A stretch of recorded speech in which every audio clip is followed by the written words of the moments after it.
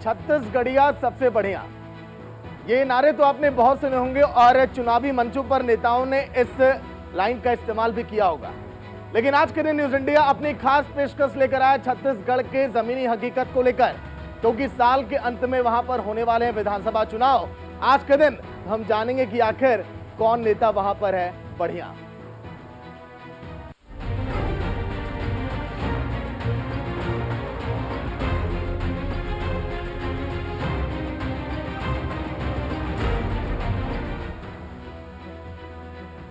वैसे 90 विधानसभा सीटों वाले छत्तीसगढ़ में कांग्रेस का दबदबा हमेशा दिखाई दिया है। सन 2000 में जब छत्तीसगढ़ अस्तित्व में आया, उसके बाद जब जब चुनाव हुए तो वहां पर बीजेपी ने जीत प्राप्त की थी। लेकिन आज के दिन हम आपको बताएंगे कि आखिर छत्तीसगढ़ में मौजूदा समय में दबदबा किस पार्टी का है, क्योंकि इस समय अगर देखा जाए तो बीजेपी मानो ऐसा लगता है कि हार मानकर बैठी है। बीजेपी के पास कोई भी चेहरा, कोई भी विकल्प नजर नहीं आता और बीजेपी अब ये कह रही है कि आखिर छत्तीसगढ़ में हम करें तो करें क्या। भारत जोड़ो यात्रा के बाद, कर्नाटक जीत के बाद, हिमाचल में जीत के बाद कांग्रेस के हौसले बुलंद हैं। लेकिन छत्तीसगढ़ में क्या है सियासी समीकरण, आज के दिन हम करेंगे चर्चा भी। लेकिन पहले आप देखिए ये रिपोर्ट।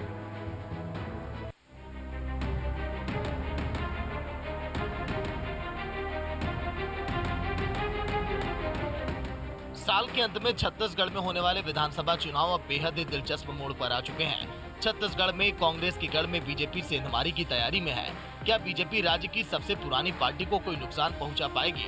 राज्य के राजनीतिक हालात को देखते हुए साफ दिखाई दे रहा है कि बीजेपी का सीधा मुकाबला कांग्रेस से नहीं बल्कि मुख्यमंत्री भूपेश बघेल की छत्तीसगढ़ी छवि से है। बघेल ने प्रदेश के निवासियों में छत्तीसगढ़ी पहचान जगाने का काम किया है। उन्होंने हर आयोजन, अवसर और उत्सव को राज्य की पहचान से जुड़ा है। इसके साथ ही राज्य सरकार ने ग्रामीण अर्थव्यवस्था को मजबूत करने के प्रयास में कोई कसर नहीं छोड़ी है। राज्य में 1.5 दशक तक सत्ता में रही बीजेपी कांग्रेस की ताकत से वाकिफ है। यही वजह है कि उसने प्रदेश के नेतृत्व में बड़े बदलाव किए हैं।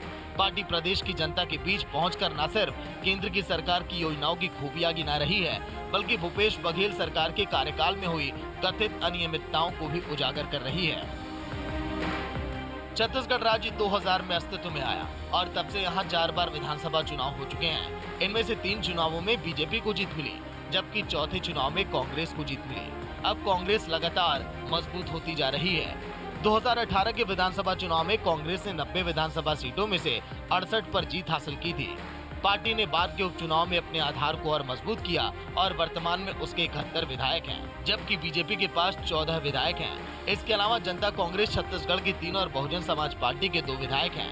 राज्य के सभी 14 नगर निकायों में कांग्रेस के मेयर हैं। चुनाव से पहले सारे समीकरण कांग्रेस के पक्ष में दिखाई दे रहे हैं। ऐसे में बीजेपी के पास अगर कुछ है तो वो केवल प्रधानमंत्री नरेंद्र मोदी का चेहरा और उनके सरकार की योजनाएं।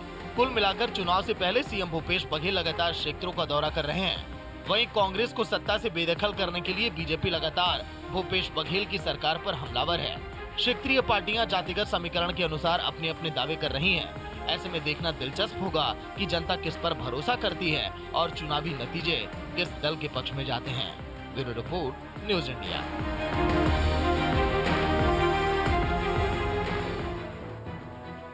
वैसे सन 2018 में जब मध्य प्रदेश और छत्तीसगढ़ और राजस्थान में विधानसभा चुनाव हुए थे तो आपको याद होगा कांग्रेस ने बाजी मारी थी और इस बार भी कांग्रेस के हौसले बुलंद है। लेकिन आज के दिन न्यूज इंडिया चर्चा करेगा छत्तीसगढ़ को लेकर। सर्वेश्वर पाठक पॉलिटिकल एक्सपर्ट हमारे साथ होंगे, चंद्रमोहन शर्मा कांग्रेस की तरफ से, अब से कुछ ही देर में संजय सिंह जुड़ेंगे बीजेपी, जिनसे हम खास चर्चा करेंगे कि आखिर छत्तीसगढ़ में उनकी तैयारी क्या है। सबसे पहले सर्वेश्वर पाठक मैं आपके पास आऊंगा। जिस तरह से तैयारियां जोरों पर हैं बीजेपी की, मैं आपको दिखाने जा रहा हूं भूपेश बघेल का राजनीतिक करियर। उनके ताकत के बारे में आप बताइएगा और कहिएगा कि हाँ, छत्तीसगढ़ में भूपेश बघेल इस समय टॉप नेता क्यों है। चलिए पहले एक बार जल्दी से दिखा देते हैं कि आखिर भूपेश बघेल का राजनीतिक करियर क्या है। देखिए, भूपेश बघेल के अगर जन्म की बात करें तो 23 अगस्त 1961 को किसान परिवार में इनका जन्म हुआ। फिर उसके बाद इन्होंने राजनीति में भी अपनी किस्मत आजमाई। देखिए आप राजनीतिक सफर की अगर बात करें तो इन्होंने जब शुरुआत किया और जीत भी प्राप्त की बहुत बेहतर तरीके से 1985 में यूथ कांग्रेस से इन्होंने अपने राजनीतिक सफर की शुरुआत की थी। उसके बाद 1985 के बाद देखिए इनका करियर किस तरह से आगे बढ़ा। 1993 में पाटन से पहली बार 32 साल की उम्र में विधायक बन गए, इसीलिए युवाओं की पसंद भी है ये छत्तीसगढ़ में। वहीं 93 के बाद 1995 में मध्य प्रदेश कांग्रेस के उपाध्यक्ष भी रह चुके हैं। मतलब कि दोनों राज्यों में इनकी जो छवि है बहुत बेहतर नेता के तौर पर इसीलिए जानी जाती है। सन 1999 में मध्य प्रदेश सरकार में कैबिनेट मंत्री भी ये रह चुके हैं। सन 1999 के बाद सन 2000 में जब छत्तीसगढ़ अस्तित्व में आया तब भूपेश बघेल ने वहां पर भी अपनी किस्मत आजमाई और आज आसमान की बुलंदियों पर है। सन 1993 से 2000 तक मध्य प्रदेश हाउसिंग बोर्ड के डायरेक्टर भी रह चुके हैं भूपेश बघेल। इसके साथ ही साथ 2000 में छत्तीसगढ़ राज्य बनने पर जोगी सरकार में इनको कैबिनेट मंत्री भी बनाया गया है। कैबिनेट मंत्री की भूमिका में भी रहे और इस समय मौजूदा समय में ये मुख्यमंत्री हैं छत्तीसगढ़ के। 2003 से 8 तक विधानसभा में उपनेता प्रतिपक्ष भी ये रहे। लगातार बीजेपी सरकार पर ये हमला बोलते रहे और यही वजह रही कि गांधी परिवार के करीबी होते चले गए और आज इनकी छवि कितनी बेहतर है छत्तीसगढ़ में, किसी से छुपी हुई नहीं है। सन 2014 में छत्तीसगढ़ कांग्रेस के अध्यक्ष भी बने थे भूपेश बघेल। फिर सन 2018 के चुनाव में छत्तीसगढ़ के मुख्यमंत्री, जिनका जिक्र हम बार बार कर रहे हैं। तो चलिए अब इसी वजहों पर आज के दिन हम चर्चा करेंगे कि आखिर कैसे भूपेश बघेल इस समय लोकप्रिय नेता के तौर पर जाने जा रहे हैं छत्तीसगढ़ में। पाठक जी, देखिए सागर, जो भूपेश बघेल हैं अपनी सिंप्लिसिटी के लिए जाने जा रहे हैं और कांग्रेस का देखिए 2023 से पहले अगर पंजाब छोड़ दें तो जो मेन राज्य था राजस्थान और छत्तीसगढ़, उसमें अगर कहिए तो छत्तीसगढ़ में कांग्रेस का बहुत ही अच्छा भूपेश बघेल जी के नेतृत्व में प्रदर्शन कर रही थी सरकार। और आप देखेंगे कि कहीं भी अगर राहुल गांधी जी का प्रदर्शन हुआ है उसमें भूपेश बघेल जी ने बढ़ चढ़ के हिस्सा लिया है। दूसरी बात देखिए, इनको क्राइसिस मैनेजमेंट हैंडल करना छत्तीसगढ़ में बहुत अच्छी तरीके से आया। जब टीएस देव सिंह का मामला आया छत्तीसगढ़ में तब इन्होंने उस जो मामले थे पूरे मामले को बहुत ही अच्छे तरीके से हैंडल किया। लेकिन वहीं दूसरी ओर हम राजस्थान में देखेंगे तो सचिन पायलट वर्सेस अशोक गहलोत का मामला अभी तक वो चल रहा है। तो जो भूपेश बघेल जी हैं वो कांग्रेस के कहिए कि एक बहुत ही अच्छे नेता हैं और राज्य का जब 2018 में सत्ता बीजेपी से छीनी है तो उन्होंने जो इनिशिएटिव्स लिए हैं वो अच्छे इनिशिएटिव्स लिए हैं राज्य के लिए। जी, तो देखिए आखिर भूपेश बघेल क्यों लोकप्रिय नेता है इस पर तो हम बात कर ही रहे हैं, लेकिन दो ऐसे नेता हैं कहा जा रहा है कि कांग्रेस के छत्तीसगढ़ में जिनके बीच खींचतान भी चल रही है वो बेहतर तरीके से जान रहे हैं। अगर हम नहीं बताएंगे तो चंद्रमोहन जी बताएंगे। क्या उसका नुकसान नहीं होगा? जो बघेल की जो ताकत है छत्तीसगढ़ में आपको लग रहा है कि वो कमाल कर जाएगी? चंद्रमोहन जी। बिल्कुल नहीं होगा, क्योंकि भूपेश बघेल जो हमारे सीएम है वो तजुर्बा, ईमानदार और स्वच्छंद छवि वाले हैं। उनके साथ जो दूसरे नेता हैं वो भी उसी की परिपाटी के अंदर सिद्ध होते हैं। ये बिल्कुल क्लियर है कि आज छत्तीसगढ़ के अंदर अगर दो नेता की चर्चा होती है तो वो कांग्रेस के नेताओं की होती है, क्योंकि भाजपा के नेता करप्शन के अंदर लिप्त रहे और उन्होंने गत वर्षों में जब 3 बार की सरकारें मिली तो उन्होंने छत्तीसगढ़ का कोई उद्धार नहीं करा। और उसी के विपरीत जाकर जब कांग्रेस को मौका मिला और भूपेश बघेल जी ने मुख्यमंत्री के रूप में शपथ ली और अपने कार्यकाल को पूरा करते हुए जब चुनाव के अवसर पे खड़े हो रहे हैं तो उन्होंने जन कल्याण नीतियों को उजागर करके जन कल्याण नीति को आगे बढ़ाया। उन्होंने श्रमिक को, ग्रामीण को, महिला को, किसान को, छात्रों को, खिलाड़ियों को, उन सब चीजों को जोड़ा, संगठित करके, क्योंकि छत्तीसगढ़ एक ऐसा स्टेट है जहां पर इस जगह के वर्ग की ज्यादा आबादी है और वो इस वर्ग पे केंद्र पे आधारित है। तो छत्तीसगढ़ के मुख्यमंत्री ने अपनी योजनाओं के अंदर इन सब चीजों को ध्यान रखते हुए महिलाओं के लिए जहां पर गोबर से युक्त होकर इनकम पैदाकरण किया, किसानों के लिए खाद्य सामग्री का काम करा, खिलाड़ियों के लिए भी वहां पर ऐसे खिलाड़ी पैदा हुए जिन्होंने 5 स्वर्ण पदक भी जीते, कांस्य पदक भी जीते। इसी तरह से छात्रों ने भी कई वजीफे लिए।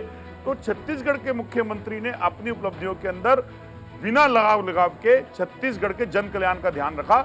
यही उनकी ईमानदार छवि का सबसे बड़ा नतीजा है। एक चीज पूछना चाहूंगा, इन्होंने कहा कि बीजेपी की जो सरकार थी, रमन सिंह जी 3 बार मुख्यमंत्री थे वहां पे, उन्होंने करप्शन किया, घोटाला किया। 5 साल पूरे हो गए कांग्रेस सरकार का छत्तीसगढ़ में भूपेश बघेल जी के नेतृत्व में, क्यों नहीं एक भी घोटाले का उजागर किया कांग्रेस गवर्नमेंट ने वहां? और रमन सिंह सरकार या उनके मंत्री जो भी लिप्त थे इस तथाकथित, जो कांग्रेस पार्टी के हमारे मित्र कह रहे हैं घोटाले में, उसको जेल में भिजवाते।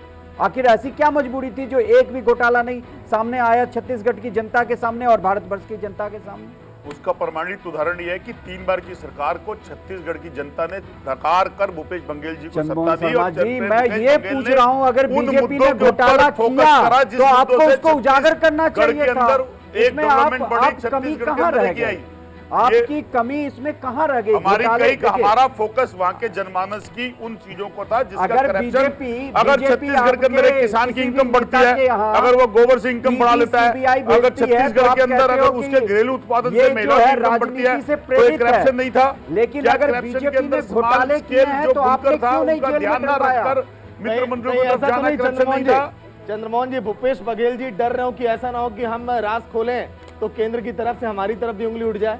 वही है, मैं यही कहना चाह रहा हूं कि अगर नेता रमन सिंह जी के नेतृत्व में जो बीजेपी की सरकार थी उसमें घोटाले हुए 3 टर्म में 15 साल जो सरकार रही, तो क्यों नहीं भूपेश बघेल जी इतने कुशल नेतृत्व के अंदर में उस घोटाले को उजागर किया? 5 साल पूरे होने वाले, मात्र 4 से 5 महीने बचे पड़े। ये भी तो हो सकता है बघेल जी रिस्क ना लेना क्या चाहते हो। नहीं, अंदर खाने सर डरा हुआ है ना कि विपक्ष तो बार-बार कह रहा है केंद्र की जांच एजेंसियां हैं सर। अरे तो आप जब वहां सत्ता में काबिज हो और आप ही आरोप लगाते हो कि क्या बीजेपी के नेता दूध के धुले हैं, क्या वो वॉशिंग मशीन में धुल के साफ हो जाते हैं? तो अरे आपकी 5 साल की सरकार है, थी वहां पे है, चल रही है, आपने एक भी घोटाले क्यों नहीं उजागर? कांग्रेस अब हो सकता हो ये भी ना चाह रही डीके शिव कुमार की तरह चुनाव पहले हमारे ऊपर गाज गिर जाए। देखिए उसका उदाहरण मैं अपने मित्र को देता हूं कि जहां आरक्षण की नीति के ऊपर कांग्रेस सरकार ने आरक्षण पे काम करा और आरक्षण को बढ़ा के दिया, उसकी फाइल आज तक राज्यपाल जी ने वापस कर दी, फिर उसको सत्र बुला के पूरा करना पड़ा। ये किसके इशारे पे हुआ? केंद्र के इशारे पे। क्यों नहीं अगर वहां की जाति के अंदर आरक्षण के मुद्दे के ऊपर दिया जाना और उसको इंप्लीमेंट करने के लिए अगर चीफ मिनिस्टर उस पर कार्यरत हो रहे थे तो राज्यपाल का इंटरफेयर किसके कहने से हुआ था? राज्यपाल किसके अधीन होता है? तो इस बात का बिल्कुल प्रूफ है कि जब स्टेट गवर्नमेंट के अंदर केंद्र सरकार का इन्वोल्यूशन होगा आरक्षण का प्रावधान किया गया है, उस ग्रास रूट लेवल की जो मूलभूत सुविधाएं हैं उसमें भी आपको इजाफा करना पड़ेगा। आरक्षण आप बढ़ा दो, लेकिन जो ग्रास रूट लेवल जिसके लिए वो आरक्षण का प्रावधान किया गया है उस तक तो पहुंच ही नहीं पा रहा है। वो वही क्रीमी लेयर जो है वही उस मलाई की को चाट रहा है, तो फिर क्या फायदा मिलेगा?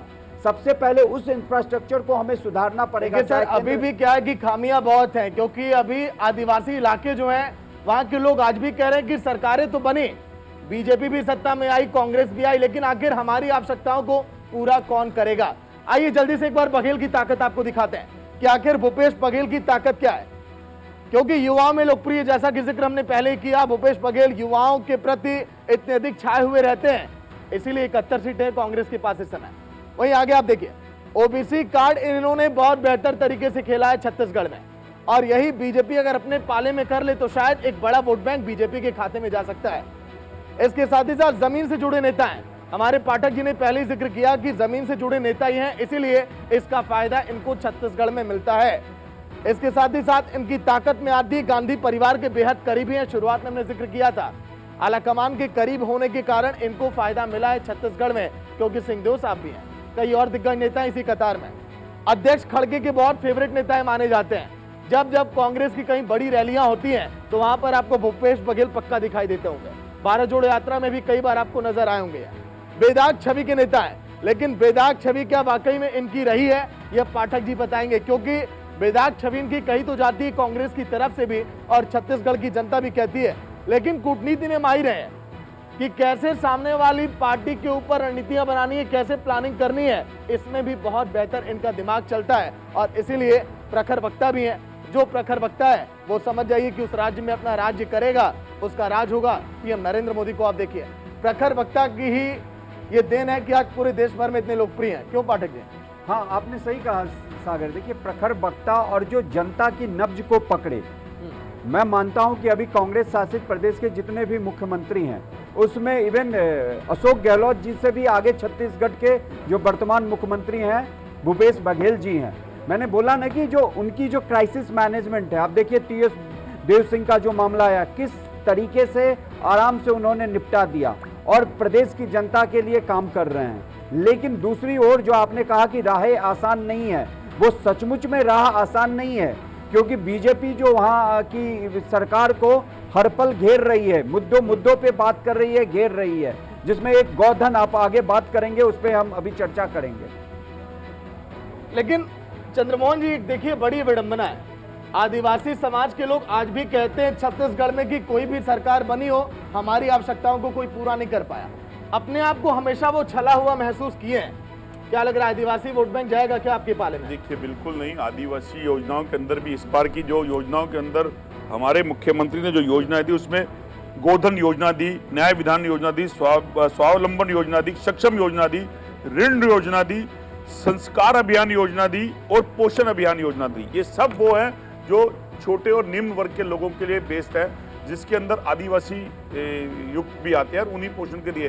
क्यों आज अगर महिला है वहाँ पर, महिला रहने के बाद अगर उनके घर में पशु है तो उस पशुपालन के ऊपर गौ के साथ भी वो अगर इकट्ठा कर रही है तो उसको भी व्यापार कर रही हैं, वो भी उनका बिक रहा है। तो ऐसे कई उदाहरण है छत्तीसगढ़ के अंदर जिसके अंदर ग्रामीण और महिलाओं के लिए उद्दीकरण के लिए बहुत सारे कार्य करे गए। इसी बेस के ऊपर छत्तीसगढ़ के अंदर एक ईमानदार छवि के मुख्यमंत्री ने अपने पूरे 5 साल एक अच्छे कर्मों के साथ आगे ले जाकर छत्तीसगढ़ की मिसाल कायम करी है। तो चलिए एक बार फुल फ्रेम में लाइएगा, क्योंकि हमारे मेहमान देखिए जुड़ चुके हैं। संजय सिंह भी बीजेपी की तरफ से, क्योंकि छत्तीसगढ़ में बीजेपी डरी हुई है। सर मान तो रहे हैं ना, क्योंकि बीजेपी तो मान भी चुकी है कि लग रहा है कि वापसी यहां पर हो नहीं पाएगी। लेकिन सवाल से पहले एक बार बघेल सरकार के काम में गिना देता हूं बीजेपी के लिए, ताकि ये पता चले कि इस पर वाकई में कितना काम हुआ है। चलिए शुरुआत करते हैं। नक्सल घटनाओं में कमी आई है लगातार छत्तीसगढ़ में, और इसीलिए ये प्लस पॉइंट है कांग्रेस के लिए, भूपेश बघेल के लिए। नक्सल घटनाओं में कमी के साथ ही साथ आगे भूपेश बघेल के काम रहे। बस्तर संभाग में 196 गांवों में बिजली पहुंच गई है। नक्सलवादी इलाकों में बिजली का पहुंचना, आप अंदाजा आप लगाइए कितनी बड़ी उपलब्धि है बघेल सरकार के लिए। वहीं ग्रामीण आधारित योजनाओं से गांवों की आय में वृद्धि हुई है। जो ग्रामीण लोग हैं उन्हें क्या चाहिए? रोटी, कपड़ा, मकान। लेकिन अगर उनके पास रोटी का जुगाड़ अगर हो रहा है, उनकी आय में वृद्धि हो रही है, तो वो भी खुश हैं इस समय। वहीं सरकार का ग्रामीण आधारित योजनाओं पर फोकस है। पिछले 2 साल से भूपेश बघेल लगातार गांव-गांव में जा रहे हैं, लोगों के बीच जाकर ये पूछ रहे हैं कि बताइए मेरी योजनाएं आप तक पहुंची क्या, और उसमें कामयाब भी रहे हैं। मुख्यमंत्री हाट बाजार क्लिनिक से लोगों का फायदा हो रहा है। हाट बाजार क्लिनिक, जगह जगह पर क्लिनिक लगाए जा रहे हैं ताकि लोगों का रूटीन चेकअप हो सके और लोगों तक मेडिकल की सुविधाएं भी पहुंच सके। मेडिकल वैन साप्ताहिक हाट बाजार में खड़ी होती है। ये वैन जाकर लोगों का हालचाल जानती है, वहां पर रूटीन चेकअप करती है और फिर वो रिपोर्ट भी तुरंत ही लोगों को मिल जाती है। सोचिए छत्तीसगढ़ आज किस तरह से विकास कर रहा है। वहीं प्रदेश के साथ ही साथ दूसरे राज्यों में भी ये दिखाई दे रहा है। बीपी, शुगर, मलेरिया, मोतियाबिंद जैसी जो सामान्य जांच है तुरंत ये की जाती है, तुरंत इसकी रिपोर्ट भी लोगों को दी जाती है। इसीलिए छत्तीसगढ़ की जनता कह रही है कि हम खुश हैं। अभी योजना से अब तक लगभग 63 लाख से ज्यादा लोगों को फायदा भी मिला है। अब चलिए चर्चा आप कर लेते हैं, क्योंकि देखिए बहुत ये फहरिस्त बड़ी लंबी है। संजय जी, देख रहे हैं आप कितने बेहतर इन्होंने काम किया छत्तीसगढ़ में। हाँ, इन्होंने बहुत बेहतर काम किया है। हाँ, इन्होंने जितने हिंदू थे, गरीब परिवार थे, वो क्रिश्चियन में कन्वर्ट हो गए, धर्म परिवर्तन कराया इन्होंने। मुझे लग ही रहा था कि मामला धर्मांतरण पे आएगा। एक मिनट इन्होंने धर्मांतर में कोई कमी नहीं छोड़ी। जितने गरीब हिंदू जहां मिले उनको धर्म परिवर्तन करवाने के लिए इन्होंने खूब उसकी आज़ादी दी। इन्होंने नक्सलवादियों के साथ जबरदस्त समझौता किया कि तुमको जो हमसे चाहिए लो, और अपना नक्सल का जो एक उनका जो खूनी क्रांति है वो खूनी क्रांति बने रहे और एक समझौतावादी स्थिति के साथ ये चलते रहे। जिसके राज्य में हॉस्पिटल की व्यवस्था की दुर्गति होगी उसे ही घूम घूम के कैंप लगाना पड़ेगा। नहीं तो जहां ग्रामीण परियोजनाओं के तहत ग्रामीण अस्पताल बनाए जाएंगे वहां पे अलग से ब्लड प्रेशर और ये हाई ब्लड प्रेशर, शुगर, ये सब जांच कराने की आवश्यकता नहीं है। अपने खोखले विकास को ढकने के लिए बघेल साहब ने ये गांव में बीपी, शुगर का चेक करा के जनता को बेवकूफ बनाने का कार्य किया। अगर वहां विकास करना होता तो ग्रामीण अस्पताल जो एक रूरल हेल्थ केयर सेंटर होता है, रूरल हेल्थ केयर सेंटर का विकास करते। बघेल सरकार ने कितने स्कूल कॉलेजेस बनाए, बघेल सरकार ने कितने हॉस्पिटल बनाए, बघेल सरकार ने कितने नक्सलियों को जेल के अंदर भेजे। नक्सल प्रभावित क्षेत्र में जितने नक्सल पंथी थे कितनों को जेल के अंदर भेजे। अगर आप इनका ट्रैक रिकॉर्ड, लेकिन संजय जी आप आंकड़ों को झूठला रहे हैं सर। देखिए, आंकड़ों को झूठला नहीं रहा हूँ। जो एक समझौतावादी नीति की इन्होंने एक समझौतावादी क्या की, जो नक्सल जितना खून कटौती किया उसमें से कितनों को ही जेल के अंदर भेजे। इन्होंने हर किसी के साथ समझौता करके अपनी सरकार चलाने की कवायद की थी, एक कोशिश की। हम समझते हैं क्राइम होता है, क्राइम करने वालों को सजा मिलनी चाहिए। हम समझते हैं सरकार की ये पूरी सरकार की पूरी अपनी दृढ़ संकल्प होता है कि हर गांव में अस्पताल हो, लोगों को स्वास्थ्य सुविधा मिले। अब इसके चक्कर में एक अस्पताल है, वहां से हर गांव में कैंप करवाते हैं। ये एक बेवकूफ बनाने के अलावा इसका दूसरा कोई इसमें है ही नहीं। गरीबी उन्मूलन नहीं किया इन्होंने हिंदू गरीब को खत्म करके धन परिवर्तन सर किया। अगर हमारे घर में एक बुजुर्ग आदमी है, वो अगर इलाज कराने नहीं जा पा रहा है, उसकी तबीयत खराब है, अगर घर पर मेडिकल वैन आ गई तो सर इसमें आपत्ति क्या है सर? इन्होंने सीनियर सिटीजन में, आप बुजुर्ग की बात कर रहे हैं, इसका मतलब सीनियर सिटीजन वेलफेयर की हम बात करते हैं।